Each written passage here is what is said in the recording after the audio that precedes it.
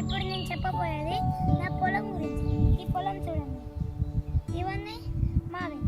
ఇంకా చూపెడతాను, చూడు ఇక్కడ కాలు పెట్టచ్చు, చూడండి అంతే. చూడు ఇక్కడ కాలు పెట్టచ్చు, మంచిగా. ఇది మీకు బాగుందా? చూసారా నా కాలు? ఇప్పుడు ఇంకో చూపెడతాను, ఇది చూడండి ఎంత సన్నగా ఉందో, ఎంత గ్రీనరీ ఉందో. చూసారా?